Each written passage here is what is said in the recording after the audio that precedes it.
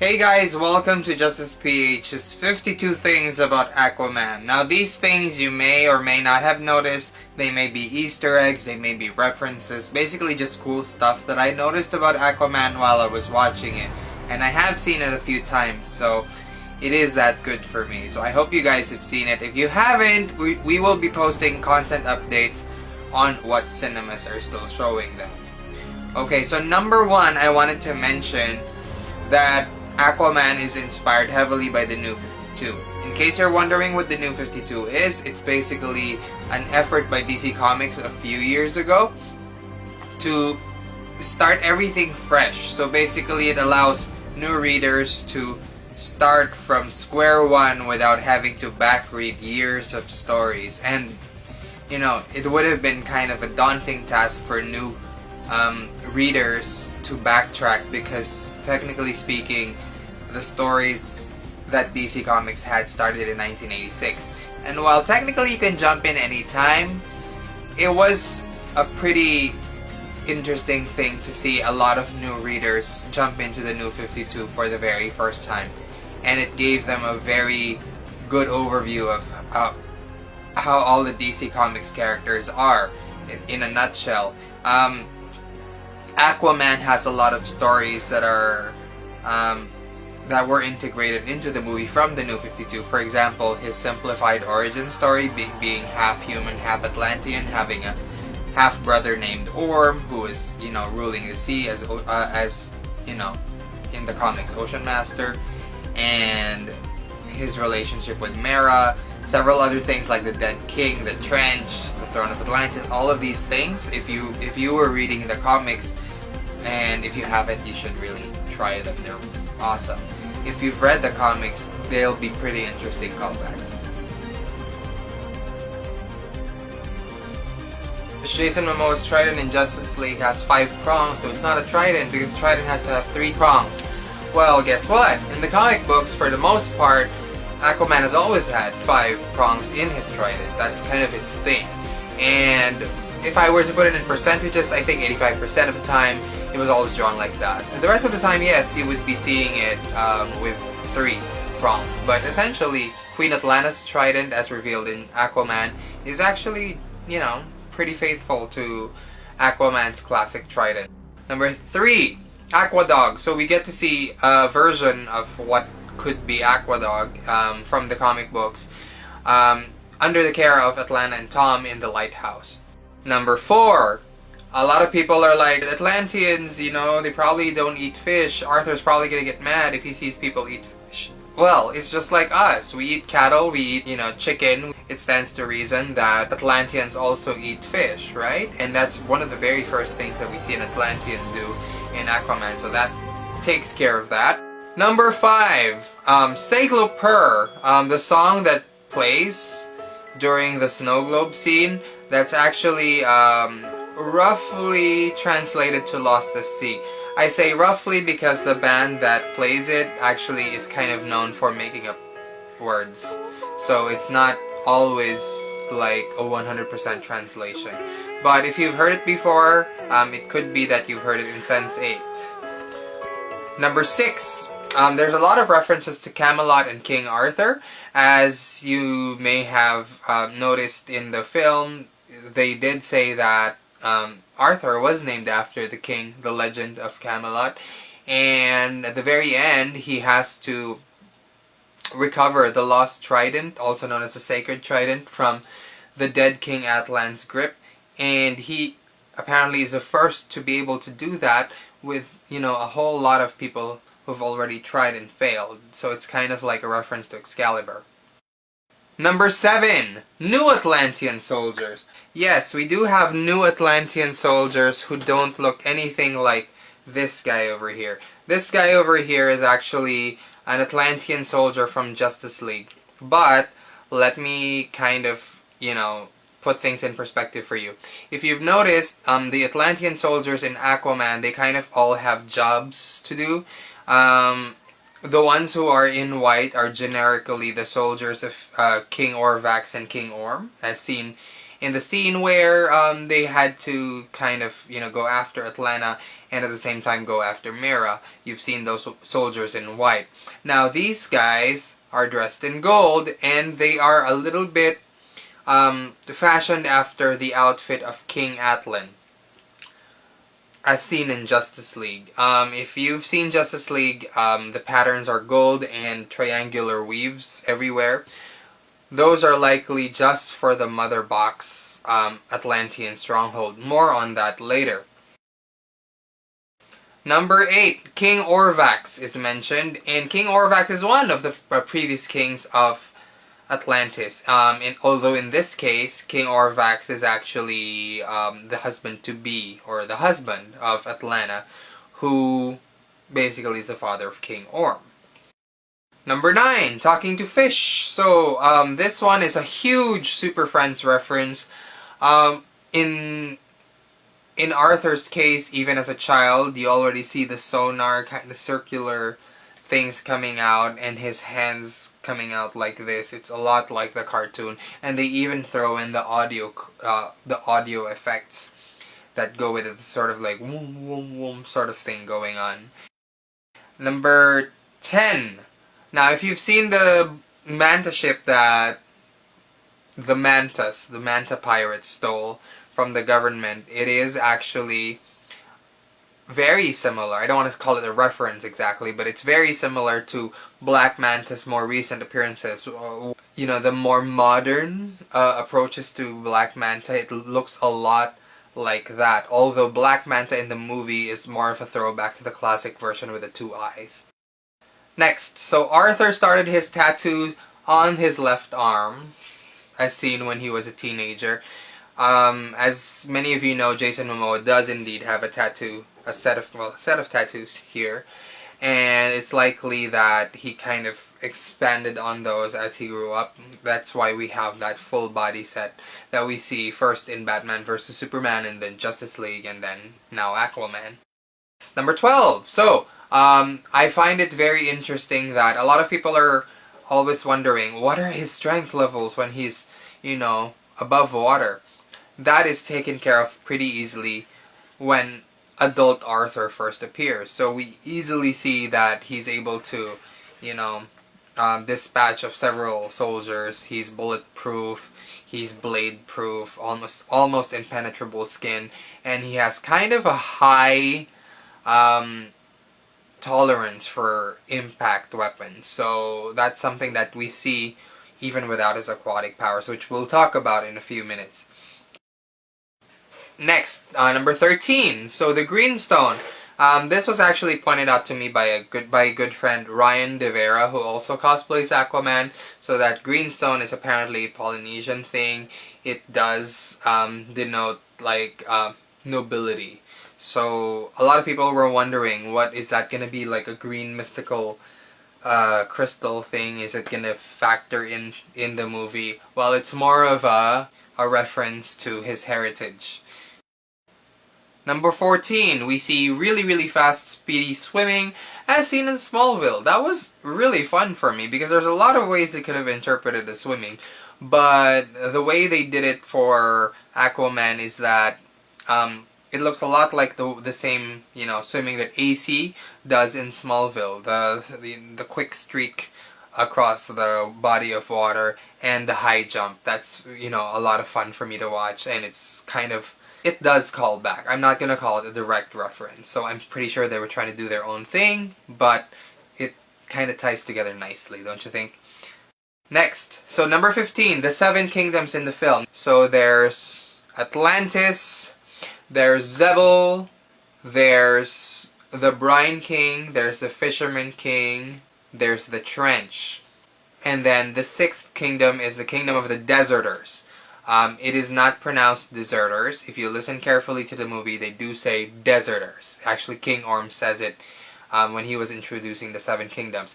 In that introduction as well was a mention of the Lost Nation. So it's not the hidden anything or the missing anything. It's the Lost Nation. That's the exact phrasing that was used. It is not the hidden sea that King King Atlan exiled himself to, and Queen Atlana rather, was forced to stay in. It's a completely different thing, because it's not, as you've seen in the movie, that wasn't a kingdom. It was more of like a prehistoric secret abyss slash hideaway. Whereas this is a legit nation, the seventh nation, a legit nation who just kind of disappeared and nobody knows where they are. Hopefully that's something they tackle in the sequel. I'm actually really looking forward to that. Having a mysterious seventh kingdom is kind of, something that will present a challenge to Aquaman, considering we kind of know a lot already about the structure of the current Atlantis and all of the other nations that are around it. Now remember, not everything that's underwater is Atlantis. There are several other locations as well, which we'll get to later. Number 16, the fall surface world attack. This is something that Ocean Master has pulled off many times, once even in Justice League Unlimited in the animated series, a couple of times in the comics. Basically, he tries to convince Atlanteans that humans are attacking by kind of hijacking surface worlder weapons and using it to make it appear as if the surface world is attacking Atlantis. So he does this very convincingly in the movie, to the point that nobody figures it out at all in the movie. Number 17, Justice League. So people are like, oh, this probably retcons Justice League. False.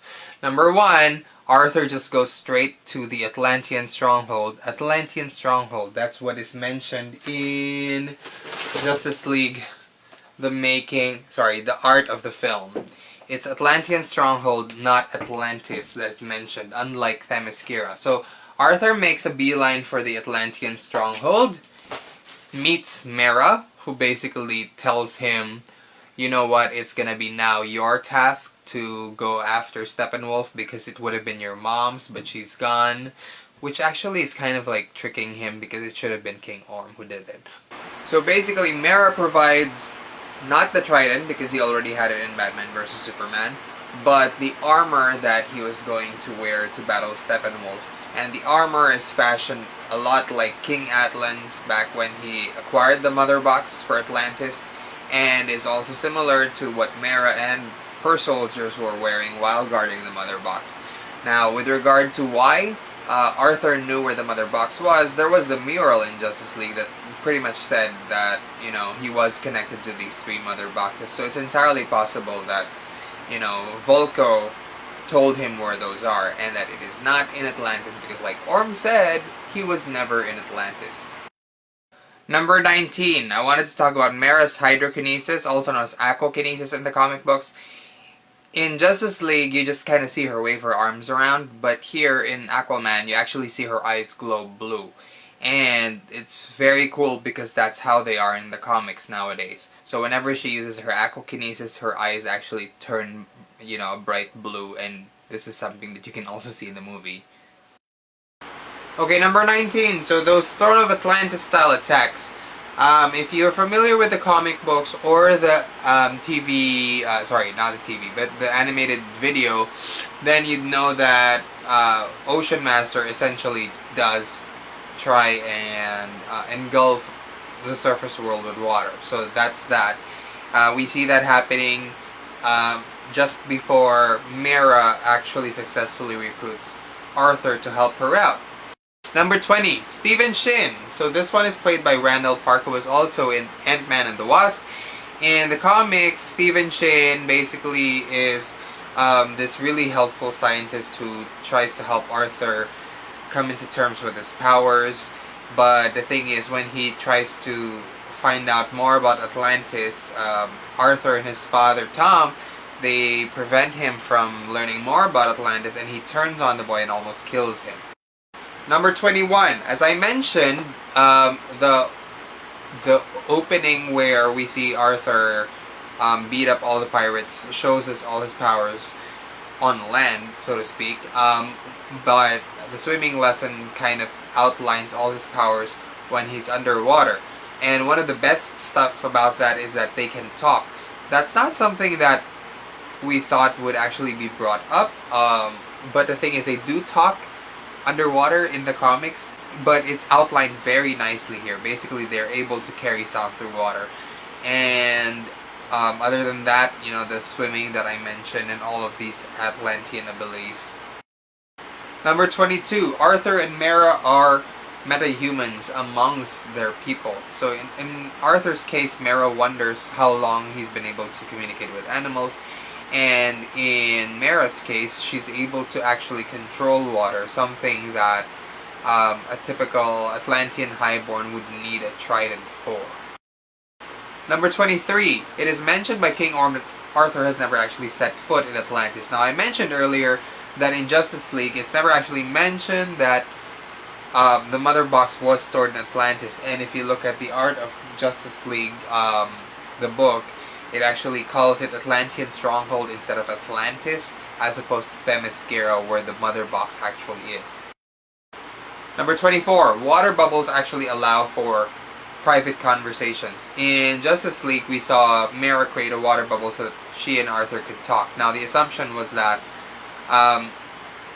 they needed that so that they could communicate, because they would not be able to underwater otherwise. But in this movie, it kind of carries over in the sense that Volko does have a vacuum space of air that would allow them to talk privately without anyone overhearing through the walls of the ship.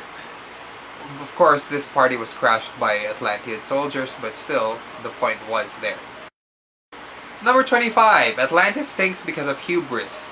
Atlan uses the trident to expand Atlantis' foothold and its scientific discoveries, but instead it, basically sinks Atlantis. And eventually the people, because of this failed experiment, gained the ability to survive underwater, but because of the tragedy that happened, it did split Atlantis into 7 different kingdoms. It's a lot like all of the other Atlantis stories that we've heard over the years. So there's that. Number 26, the Dead King. So we see King Atlan, and we also see him dead and holding the sacred trident. Now, for some of you who followed the comic books, this may have been like a ding ding ding moment where you were like, oh no, so is he gonna have to fight this zombie?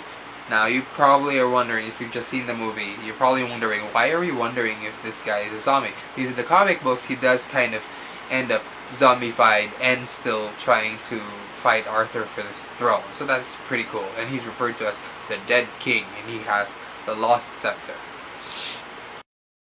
Number 27, General Merc. General Merc is actually Captain Merc, because he's been called General Merc in all of the other material, but in the movie he's called Captain Merc. He's actually played by Ludi Lin, who is the Black Ranger in the latest Mighty Morphin Power Rangers movie. And his facial scars do kind of evoke the same look that the comic book General Merc had. Number 28, Orm actually wears Atlan's crown, or at least a version of it, because we see the crown later on still on Atlan. Now, but he does have the same, pretty much, the same design crown on his head when he has the gold costume on. Now, it's interesting to note that this is also not the same crown that King Atlan was wearing when he was with the Themyscirans and the humans fighting Steppenwolf and the Parademons in Justice League. Number 29! While Arthur was choosing costumes in that dump, where they just basically dump all of their armor, it's very interesting to note that on his left was a figure that looked a lot like classic Aquaman, and some people have actually made reference to it being a little bit like Injustice Aquaman, but I just say, face-wise, it looks like classic Aquaman. And right behind Arthur, you could actually see scale mail that's designed a lot like the classic scale mail that Arthur had. Now, not a lot of people pay attention to the scale mail, but the typical classic scale mail does go like that, and it's no longer scale mail in Rebirth, but the chain mail that he had in Rebirth is more pebble-like, kind of like a lizard's. And then Stepan Sajic, I hope I pronounced his name right, when during the King Wrath storyline, kind of lined it up to be more like diamonds all over, really nice and symmetrical, very cool. Number 30. So tridents, as I mentioned earlier, have some form of hydrokinesis, as well as seen in Justice League, and a little bit when Volko tries to train young Arthur to use the trident. You know, he does that spin karate kid move thing rather. And you also see a little bit of it near the end when Arthur is about to beat the crap out of King Orm. Number 31, Mera's betrothal situation. It's a little different and it's simplified rather than in the comics. In the comics, she's actually engaged to Nereus. Now, here's the thing. Zebel is nowhere in, visible Atlantis or Metro Atlantis. It's actually in another dimension, somewhere in the Bermuda Triangle. You have to access it through a portal. So it's not like the same exact place as where it is in the movie. In the movie, they're basically neighbors. In the movie, she is betrothed to Orm instead, who is king of Atlantis, instead of Nereus. And Nereus is still used, but is changed to become Mera's father, which is a little weird for me, but okay.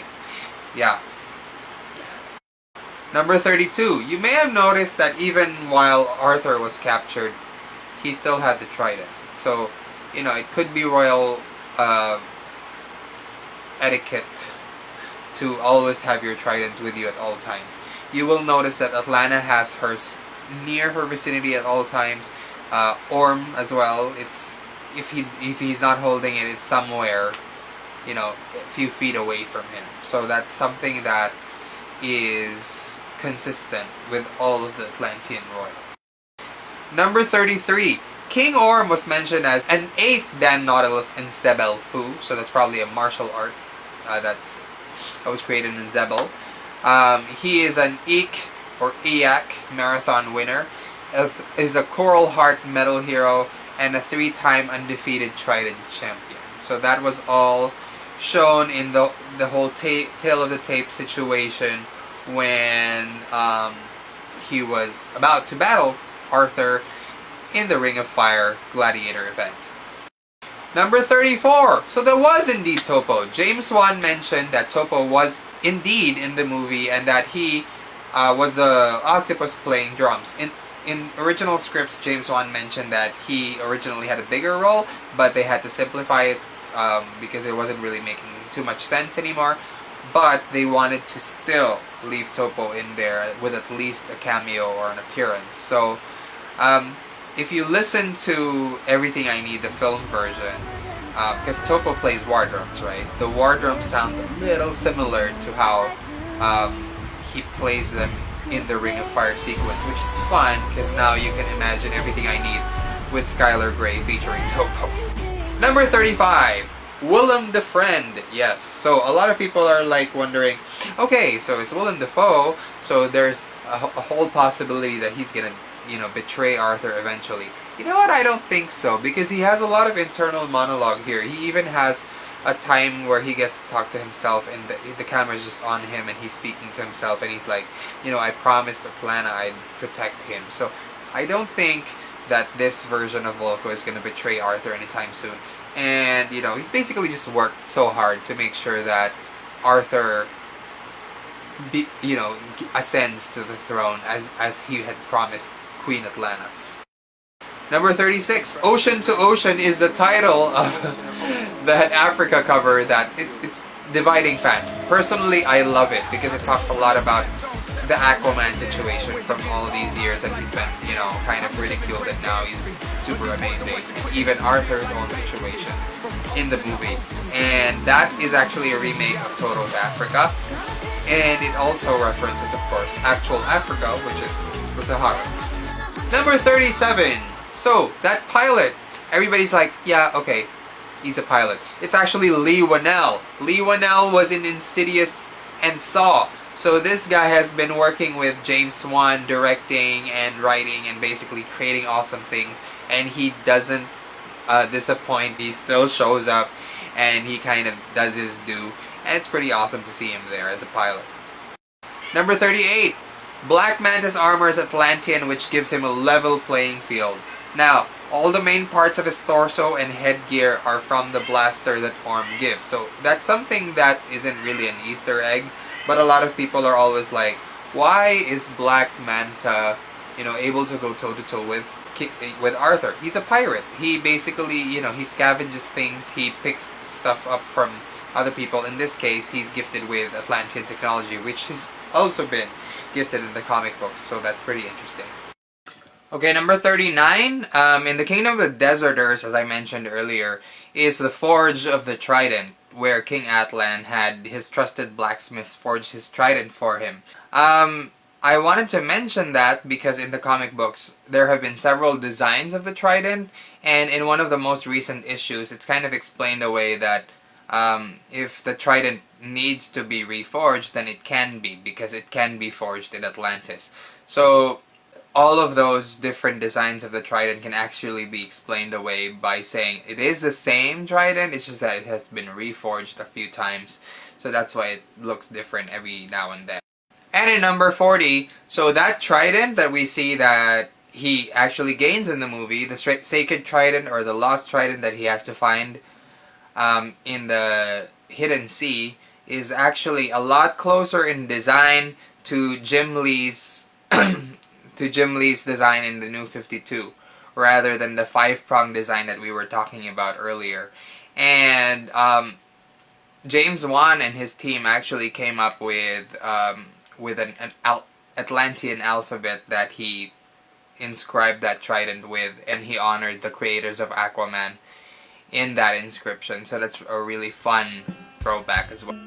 Okay, number 41. So the song that plays in Mera's kind of Disney princess moment is called She's a Mystery. It is not, unfortunately, included in the Aquaman soundtrack, but it is a really nice song, and it's in my playlist now. So, number 42, The Fisherman King. Now, there is a close analog in the mermen of the Kingdom of Tritonis. They're mer people, but they're not like fish-esque. So the Fisherman Kingdom is kind of original to the movies, but there is a villain called the Fisherman. He has kind of a symbiont situation where this headgear thing attaches itself to a host, and it becomes a villain for Aquaman to battle. Number 43, the film makes it very clear that Arthur is actually very well read in terms of history and literature. He mentions Jules Verne in the very beginning of the film. Both Orm and Arthur quote lines during their battle, and Arthur impresses Mera when he shows that he has some knowledge in terms of history when they're going around Sicily and looking for clues as to how to find the sacred trident. So Arthur is not just some dude bro. He is actually well read as well, and he does have knowledge, and he has culture. Number 44. So did anyone catch that Red Lantern reference? Yes. So obviously it's gonna be quite a while before Mera can actually do the Red Lantern thing in the DC film universe, but we get something that's pretty close. Jeff Johns is involved in the film, so this is really no surprise. But she gets to do the whole Theory of Mera thing in the winery in Sicily, where she actually generates blades made of wine. And those blades actually stay solid for like a couple of seconds before they actually disappear into water again. So that's pretty cool. Number 45. I did mention in the very first part that the New 52 heavily influences this movie, and the example of the trench is no different.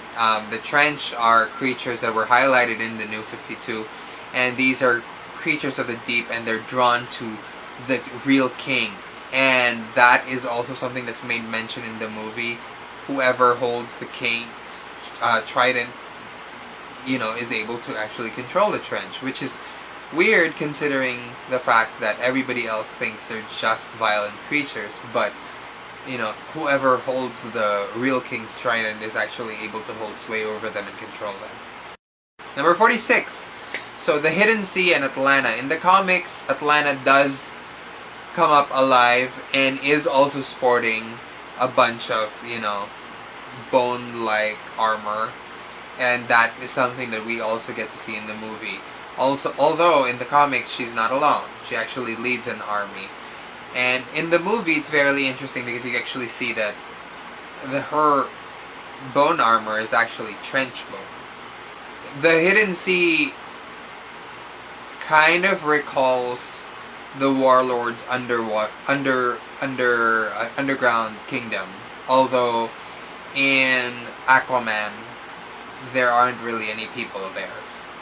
It is prehistoric, just like the underground world that we're exposed to in Warlord. Number 47. Remember when Arthur basically holds the trident to his face? That is exactly 100% the Resist cover. Number 48. The Karathan has no direct comic analog, but remember when we mentioned that Topo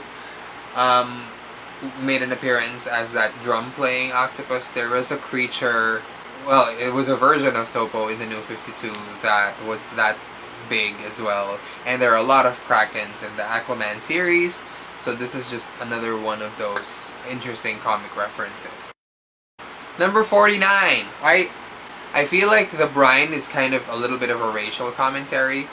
There was a scene where Orm almost kills the king of the brine king, and Nereus basically goes, no, we need him. And it's basically like, how we just mistake everyone for looking alike because they're a certain, race. So that kind of struck out to me like that. Number 50. So the royal costume, just like the animated Throne of Atlantis and a lot of other sources, Aquaman does indeed get his royal armor from the king. But of course, he fashions it on his own. It doesn't exactly look like the way the king used to wear it. This is also a direct contrast to one of the more recent versions of Aquaman's orange costume, where it's actually prison guard. So it's, very, very different origin. Number 51. This is not something that I know is 100% true, but I do notice that Mera's crown has an inverted Atlantean symbol. So there's a part in the movie where she tells her father, King Nereus, that she never thought that the king of Zebel would ever bow to the king of Atlantis. So that whole inverted A might be some kind of a statement of sorts. You know how inverted symbols tend to sometimes, a lot of the time, represent rebellion against a particular ideology. So that could be that. But I'm not 100% certain. I mean, she does sit on the left side of King Orm, so if it was a statement, that would be a pretty strong statement. And number 52. One of my favorite bits in the movie is the shattered trident. The shattered trident that King Orm is left holding pieces of after Aquaman defeats him. It's just that, notice that when he defeats Arthur in the Ring of Fire, Queen Atlanna's trident splits in half. But when King Orm is the one who's defeated, the trident just shatters in pieces. Like, it's a very sound defeat. So, there's that. Anyway, thank you guys for joining, and thank you for listening through all these 52 facts, things that you may have noticed in Aquaman. Whatever you guys noticed that I didn't, feel free to comment below, and check out our other videos soon, okay? Thanks, guys.